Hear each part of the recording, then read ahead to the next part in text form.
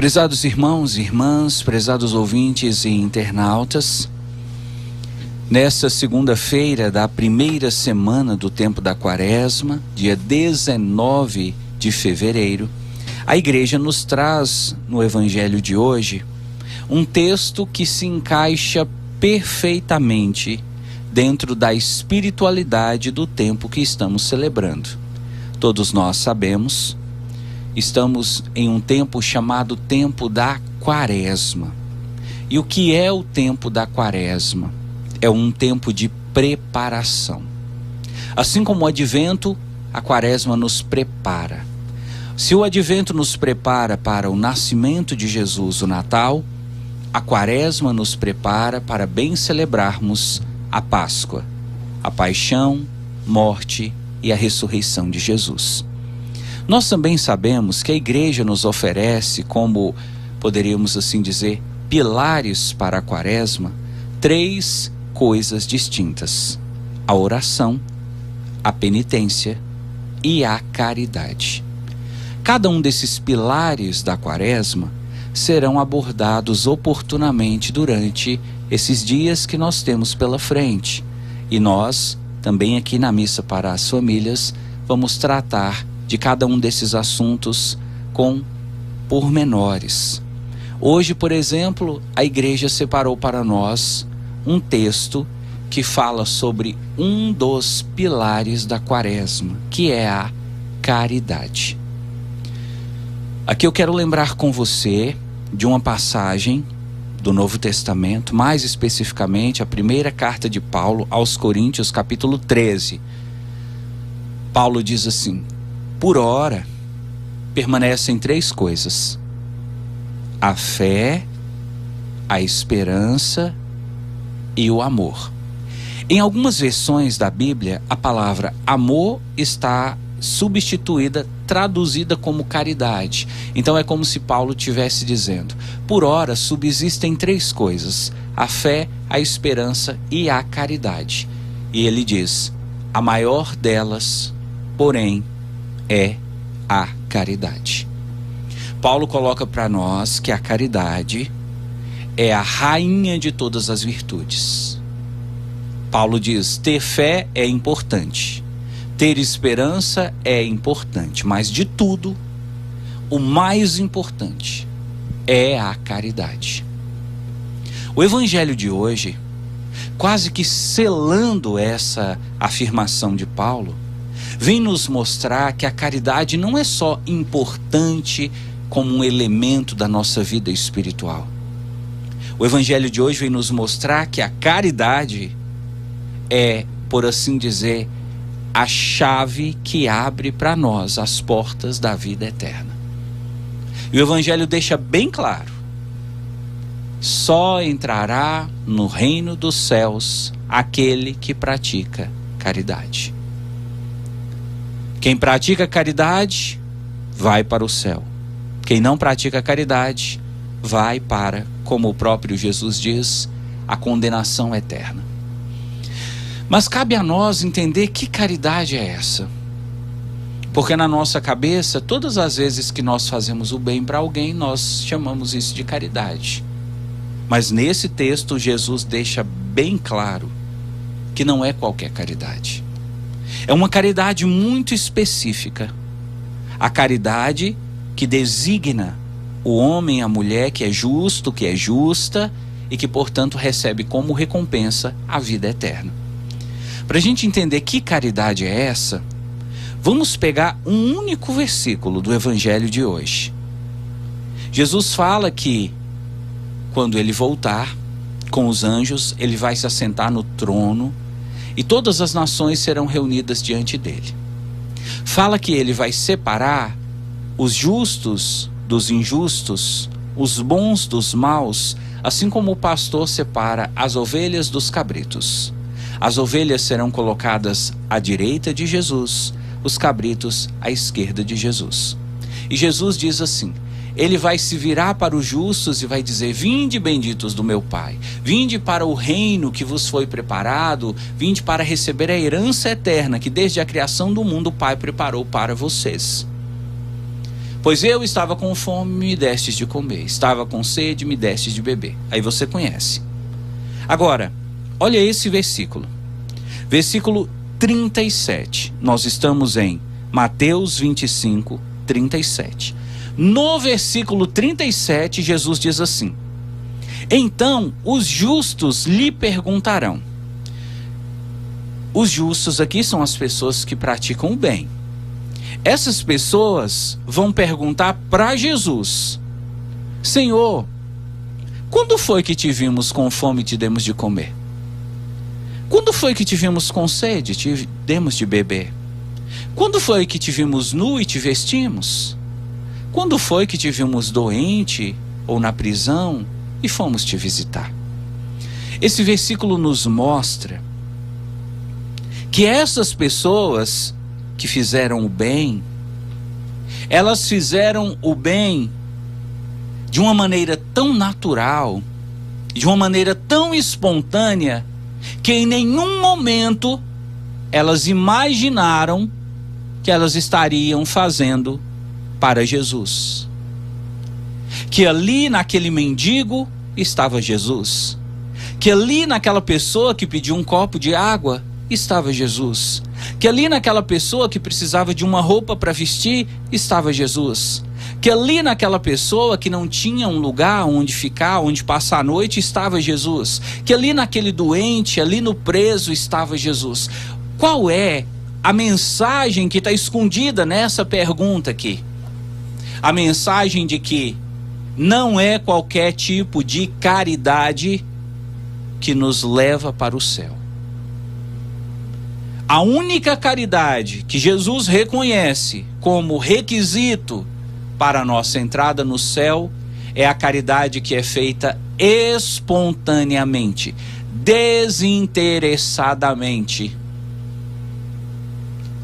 Nós estamos em um ano político, um ano eleitoral, um ano onde muitas pessoas vão se lançar como vereadores, como candidatos a prefeito, e muitos deles vão tentar ganhar o seu voto oferecendo alguma coisa para você. E alguns poderão dizer: eu estou fazendo por caridade. Podem bater na sua porta, Dona Maria, e dizer: Dona Maria, não era a senhora que estava querendo pintar a sua casa? Eu trouxe aqui os galões de tinta para a senhora poder fazer a pintura que a senhora tanto queria. Algumas pessoas podem aparecer, seu Zé, e falar para o senhor: seu Zé, não era você que estava querendo trocar o telhado da sua casa?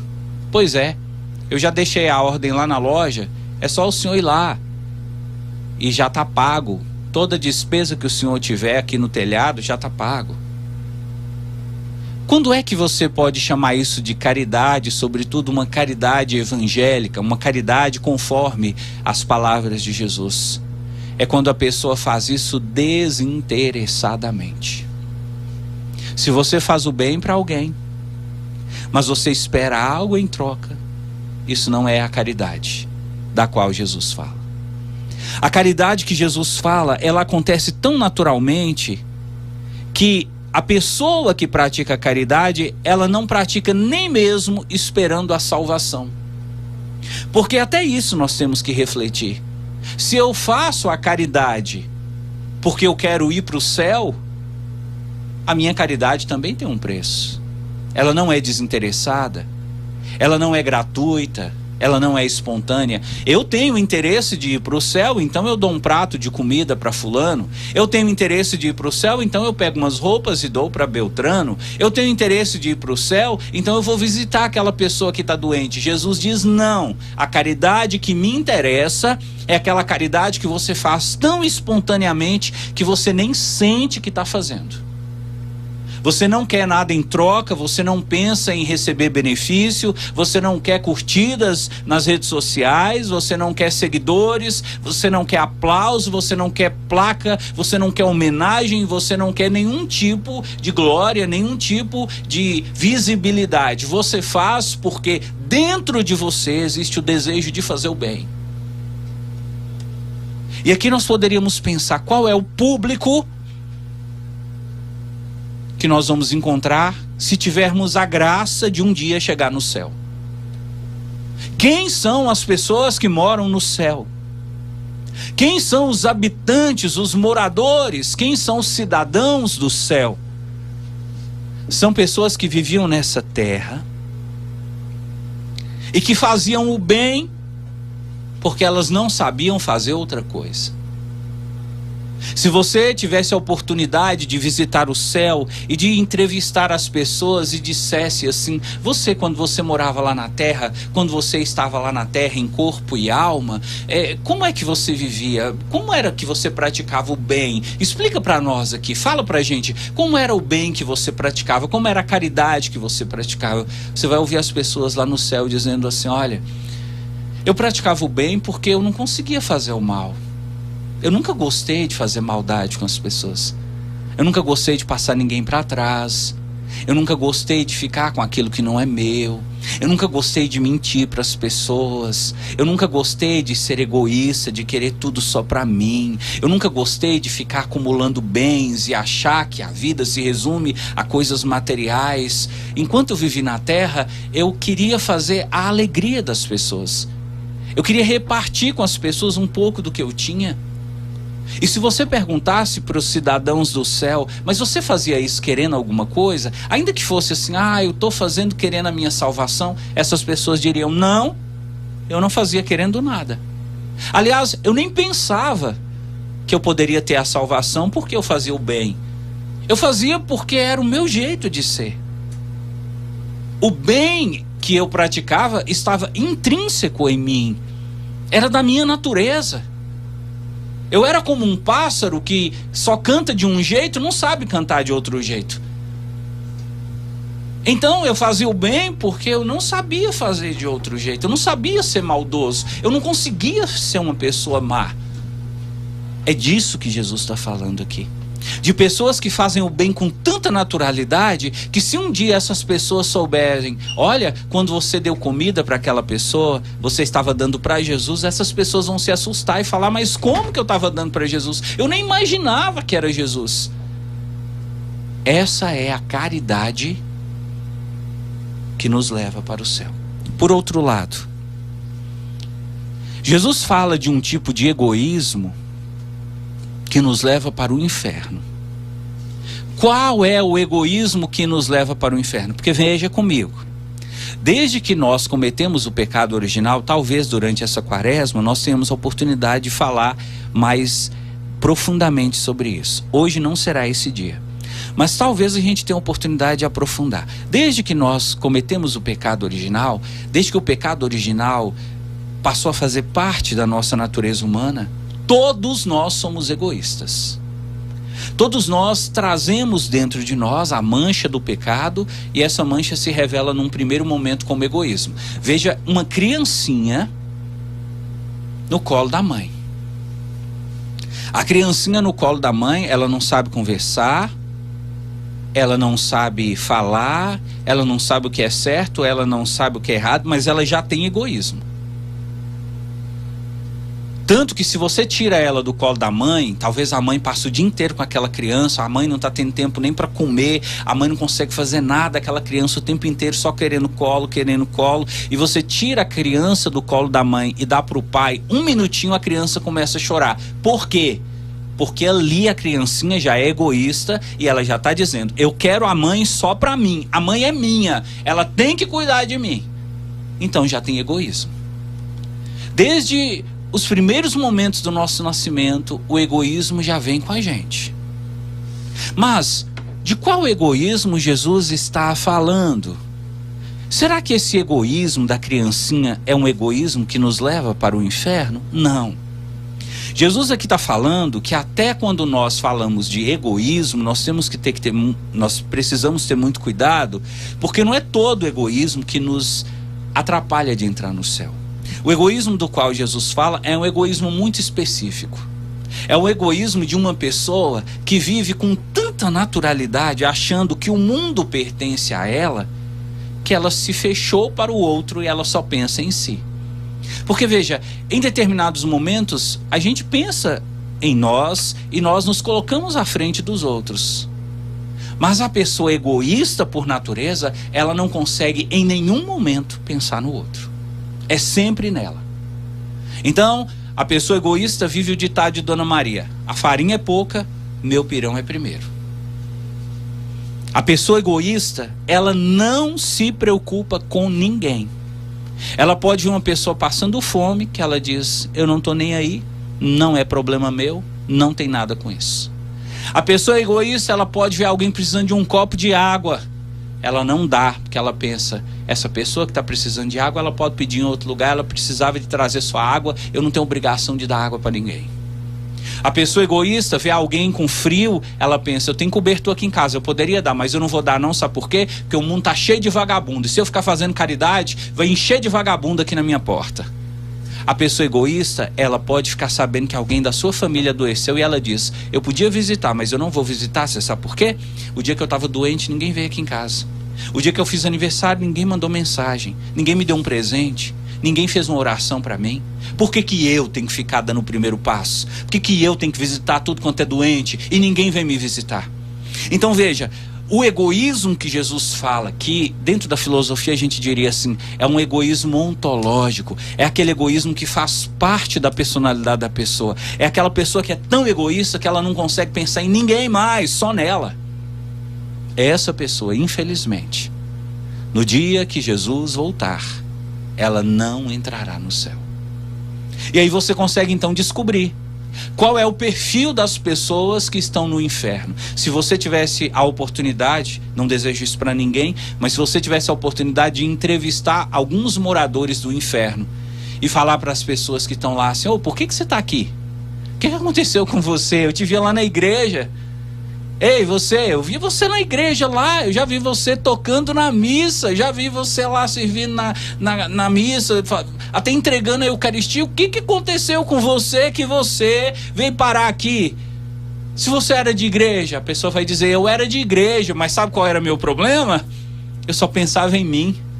Quando eu ia tocar na igreja, eu não tocava pensando em louvar a Deus, eu tocava para que as pessoas me vissem, me elogiassem, me aprovassem. Quando eu servia comunhão na missa, eu não servia para ajudar o padre, para ajudar a igreja, eu servia para mostrar para todo mundo que eu era mais importante, que eu estava numa função de destaque. Sabe por que eu estou aqui no inferno? Eu estou aqui no inferno porque os meus parentes adoeceram, eu nunca fui visitar ninguém. Eu estou aqui no inferno porque eu tinha dinheiro e as pessoas precisaram de mim. Eu nunca abri a mão nem para ajudar as pessoas mais próximas. Sabe por que eu estou aqui no inferno? Porque eu achava que eu não tinha que me importar com nada, com ninguém, só comigo. E qual foi a minha surpresa quando eu cheguei no inferno? Todo mundo que está aqui pensa do mesmo jeito. Se o inferno é o lugar das pessoas egoístas que não se preocupam com ninguém, o céu é o lugar das pessoas caridosas que se importam com o próximo e às vezes abrem mão dos seus próprios direitos para não deixar que o irmão fique desguarnecido. Você tem dois caminhos a seguir, meu irmão, e não tem como você ficar em cima do muro. Ou é céu ou é inferno, você escolhe. Se você quiser levar uma vida egoísta, fechada em si mesmo, já faz as suas malas e se prepara para passar uma eternidade ao lado do diabo. Se você deseja morar no céu com Maria, com São Miguel, com São José, com os anjos, com os santos, com Jesus Cristo, com o Espírito Santo, com o Pai, então comece a abrir mão do seu orgulho, da sua vaidade, comece a se importar com o outro. Comece a ajudar as pessoas sem interesse, sem querer ficar postando, sem ficar falando para as pessoas, como Jesus disse: o que a sua mão direita faz, que a esquerda não veja fazer. É assim que você dá passos em direção à sua salvação.